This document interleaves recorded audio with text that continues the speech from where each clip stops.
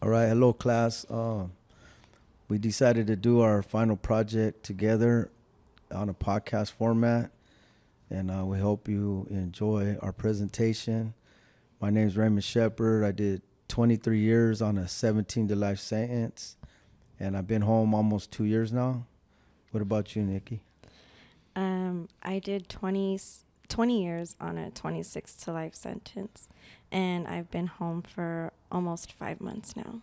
Welcome home. Thank Welcome you. home. So someone might ask, like, what led us to the path of a life sentence, right?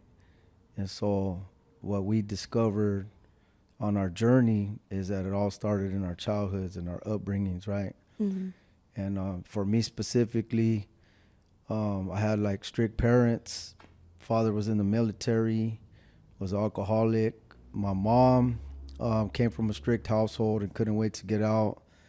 So she married the first man she met, which was my father. And that was kind of a recipe for disaster. My father lost his mom like when he was 7 years old, right? When I was 7 years old. And before that, we had a pretty good nuclear household. Like both parents worked, ate dinner on the table. And then when he lost his mom, that was the glue to our family. And like basically he turned into an alcoholic and became abusive, which led to me being the target of him. He used to abuse me physically, mentally, emotionally. And they actually got divorced, which played another key role into my behavior, right? And so because I didn't know how to deal with the trauma, right, especially the physical abuse, I started to develop negative coping skills, right? And I started to act out in school, talk back, get into fights, experiment with marijuana and alcohol, associate with negative peers, which ended up leading me into the gang life because I didn't have identity in my own home, right? So I was trying to figure out who I was, and I found it in the gang, right? Which led me to the juvenile system and then eventually into the prison system. And I started to develop some type of negative mindset and characteristics like low self-esteem, low self-value, low self-worth. I became aggressive, violent, irritable, reactive, impulsive. And when you add all those things together, it was just like a straight recipe for disaster for me. What was your childhood like? So I too had grown up in a overly controlling environment. My father was very strict. His father was in the military as well and was alcoholic and very physically and emotionally abusive. Um, my mother, she came from Cambodia and survived the Khmer Rouge, and she raised us American as a way to forget what happened. Right. And so in our household, like, my parents actually divorced when I was 4 years old. My dad was cheating on her, and he started a new family. So the toxicity really started like when my stepmom entered the picture. Mm-hmm. And she was very abusive, not really accepting of me and my sisters. Um, she she basically would like play games, like cruel games, and where like the expectation was always like just out of reach, Right. you know. And it led to like a lot of chaos in the home, and there weren't really any boundaries, like poor communication, sometimes not even communication at all, or even like just messages like, oh, go tell her, and then there was like triangulation going on, and Right. a lot of confusion, and like I didn't have a sense of who I was, and I was looking to my parents or the adults in my life for validation, for some kind of like, acceptance of who I was. And I didn't get that. Like, it was always compared to my sister. Like, Right. why can't you be more like your sister? Like, something was wrong with me. I And used to get that too. And so I believed that there was something wrong with me, and I had developed a lot of shame about who I was. And then the fact that I didn't have much of a cultural influence growing up, there was shame in that too, like to be Right. Cambodian, you know? Right. And so I started rebelling. I got into a relationship that became my identity. I started dating, and I sought for like validation and love from him, and that became my world and something that I created for myself. Right. Your coping skill. Yeah, looking for like love and acceptance Mm-hmm. in somebody else, and because I didn't know how to give that to myself, like I had no idea Right. what that looked like. And How did that lead you down the wrong path? well, to be honest, like as lost as I was as a teenager, I was also desperate for love and attention. And so, like, if, you know, guys gave me that attention, like it, then I like ate it up. So that led me to be open and inviting to negative peers that were in the lifestyle, gang lifestyle. And, you know, having those associations and being naive to that as well. Right. Like what could lead to just by socializing with them. And so I was obviously influenced by those lifestyles, and I kind of like adopted them, I guess, as a part of Right. way of belonging, to have a sense of belonging. Yeah. Same for me. So would you? Is it safe to say like, basically that's what led you to the life sentence? I What? think what really led me to the life sentence was a strong message, like my dad like instilled in us growing up, was retaliation. Like, you know, if somebody gets you, you get them back, and you get them back better. And so that's what really led me to commit my crime, is because of that belief system that was instilled in me, and Right. as also like you protect family at all costs. Right. So like, we have similarities, right? Like as far as, you know, we didn't have identity in our home. We came from strict households, abusive households, and then we ended up looking for identity outside of our household, and it happened to be from negative peers, right? We fit into the, like when I went to board, they had asked me, you used to play sports your whole life, but yeah, you became a gang member. How come you didn't hang out, associate with all these guys who play sports? Like, why didn't you gravitate towards them? Why'd you gravitate towards the negative people? And I told them, I said, well, I realized that we like attracts like. We are attracted to people who are like us. Like, well, I was already stealing, fighting, talking back, cutting school, experimenting with drugs, alcohol. The baseball players and the football players weren't doing that. But guess what? These gang members were. So I was drawn towards people who were more like me, right? And then I looked at, you know, in hindsight, looking back, I realized, well, they went through a lot of the stuff we went through. And they developed negative coping skills and lack of identity. And for all the same, mostly the same reasons, they were involved in gangs and criminal activity themselves. You know, so I feel like, you know, the adverse experiences we suffer when we're younger shaped our mindsets and characters in such a way that our behavior follows suit, you know, which led us to the prison system. So at what point while you were serving time did you have like that aha moment, like where you actually learned how you got to that point of committing your crime and ended up with the life sentence? Like, what was it that you actually did to understand where you went wrong?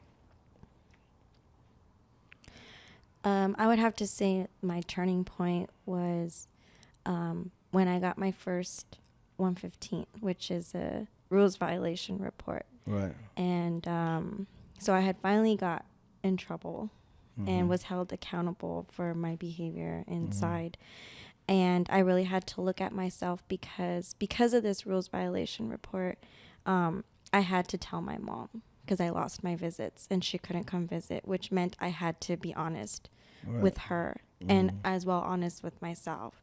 And I realized I had to choose. I couldn't straddle the fence anymore. And so that from that point on, I chose myself.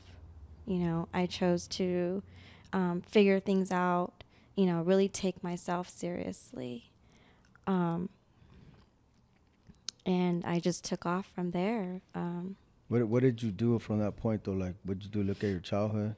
Um, so I was doing drugs, obviously, and so I put myself in the substance abuse program, and from there, I really started to take in all the curriculum that they were teaching, um, and really examining myself, but more so like the healing aspects of it. Like I don't know if you had to do it, but when we sit in the chair in the center, like we envision the person that, The empty chair. yes. And so I placed my mom there, and I was able to say everything to her that I could never say before. Right. And it was very like transforming experience, very healing experience. And I realized in that moment that how much honesty really does like clean us out, like, and it really clears things up, because I lied to myself a lot. That was a really poor coping skill. Right. And it actually perpetuated my warped thinking. Right. Yeah. So like for me, it's like, at some point, I was tired of the lifestyles. I was sick and tired of being locked up. I hated the politics of prison. I matured out of it basically, right? As we get older, our mind starts to mature, and like we start wanting better for ourselves. So like you, I went through all the groups, all the self-help groups, AA, NA, LTOP, which is long-term offender program, which has like denial management, anger management, you name it. Domestic violence, and even though I didn't commit domestic violence, I was in a domestic violence household, and so it shaped my mindset. But I started to realize that all the answers were in our childhood, right? So like when we look at intergenerational trauma, our parents were raised a certain way, right? And then as a result, they have like certain learned behaviors of how to parent, right? Both on an unconscious and conscious level. And I think a lot of that translated into our upbringings, right? We had different parents, but, they brought their traumas from their past into their parenting styles. And then we, unfortunately, we went through traumatic experience because of it. And then we started to develop our own mentality and our own characteristics. And therefore, like when you look at the mindset, behavior always follows belief. So those belief systems we developed as a result of it led us down the wrong road, and how we made poor choices because of it, right? And when you look at the character flaws, they fuel the mindset. So when you have low self-esteem, low self-value, low self-worth, you're going to make poor decisions, right? When you mix that with the mindset of, if you hurt me, I'm going to hurt you, or nobody loves me, why should I love anybody else? But those type of thoughts, thinking, and mentality, your behavior is always going to be negative, right? So that's where I feel like we made our poor choices. And we had negative coping skills because no one helped us in our childhoods. We had to figure it out on our own. Because we had to figure it out on our own, we started to develop these negative coping skills like gangs and drugs and alcohol and relationships and you name it. And we got addicted to the lifestyle. And once we got addicted to the lifestyle, it led us down into being incarcerated. But the beauty of it is both you and I had to go through the board experience, which means that we had to really dig into our childhoods to figure out where we went wrong, to figure out where our mentality came from, to figure out where our character defects came from, gave us a foundation to work from. And we worked on those things through education. Both of us got degrees on the inside, coupled with our self-help groups, and it just opened our eyes to where we went wrong, what we need to do to fix it, and then get to a place of healing. We ended up healing. And when you look at post-traumatic growth, we're like perfect examples of it because of the process we had to go through to come home, right? And then today we're still growing, we're still learning. Now that we're free, it's a whole different, set of challenges. But I feel like we're in a better place because we healed, right? And like, I love this class because it touches on a lot of stuff we had to work on, and gave us some new insights. Uh, uh, I got new insights because of this class, and I feel like it's perfect for what we do now. We help others. We live in service. And when you look at the stages of post-traumatic growth, it's interesting that the first one starts with education, because I feel like without education, we wouldn't have been here today, right? And the last stage is actually living in service. And you're living in service. I'm living in service now.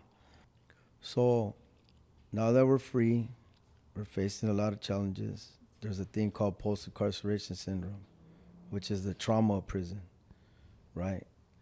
So can you talk about the coping skills you develop? How do those help you inside to get out, and how they help you now that you're free?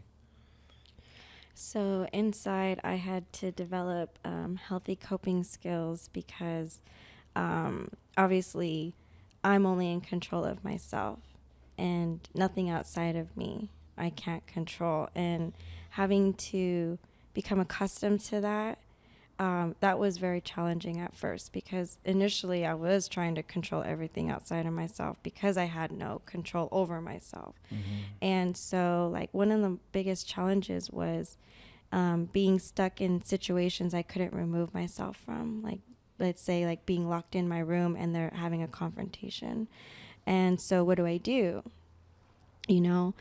And so, one of my strongest coping skills is that I have transferred out here too is like creating a mental space in my mind. If I cannot physically remove myself from a room or something, I can still find a safe space in my mind and to decompress and really process things. Um, I do that out here as well because obviously, like if I'm at work or in school, like I can't just get up and leave because something's triggering me or I feel like I can't deal with it. Like I have to talk myself through it, create this space, and calm, like regulate myself. Right. Yeah. I feel like a lot of the stuff that we went through inside, and when we started to make that change, the coping skills we developed, I have so many, it's not even funny. And it's weird. A lot of times I'm using it on an unconscious level. It's just automatic for me today. Mm-hmm.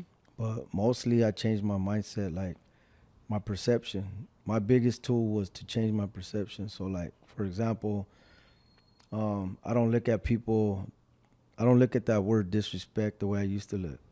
I used to use that loosely. Like every little thing you did to me was disrespectful. Now sometimes I look at it as an accident, or they don't know any better, or they're having a bad day. Mm. And I took the power out of the word disrespect, so I no longer react, right? Right. And like, in all honesty, if I wouldn't have caught a life sentence if I didn't feel like I was disrespected that night. Right. I look at that night now, I looked at it like, you know what? They didn't know any better. I could have walked away, right? And it's that simple. Right. Not taking it personal and Yeah, making it about you. Right. yeah. And so, you know, when you look at post-traumatic growth, like these skills that we have today are just helping us, stay on the right course, and helping us make the right decisions, and helping us from victimizing people anymore, and instead of harming people, we're helping people, Right. And I feel like for me, it's like for the rest of my life, I'm gonna be growing. You know what I mean? Because the trauma was so deep when I was young, so impactful at that young age, that I feel like I gotta stay on top of it Right. in order to be successful in life. Right. Yeah, because like now like I understand like I'm not trapped in my traumas. Like I have agency and I Hmm. can exercise it at any point in time. And vigilance is very important for me, especially in this transitioning process, because like life has been feeling overwhelmed. I am overstimulated. And what can I do? How can I show up for myself so that I don't like relapse it just in my thinking, maybe not even in behavior, but just Right. thinking, because that's where it starts, you Right. know? Yeah. And like like how to regulate my emotions. And so some of the simple, more calming coping skills is just sitting still in that like discomfort, Mm-hmm. in that uncomfortability, or journaling so that I can like look at my thoughts, read the words, because words are everything to me, you know? I do like the grounding techniques of breathing and inhabiting my body. Um, and obviously just support, you know, Mm-hmm. from our community that can relate to us, so Right. that I do feel connected and supported and understood. Right. All right. So, well, I think that's a good place to end. I appreciate working on this project with you. I hope our class likes it. That's our story, and thank you for giving us A. Yeah, thank you. All right, bye.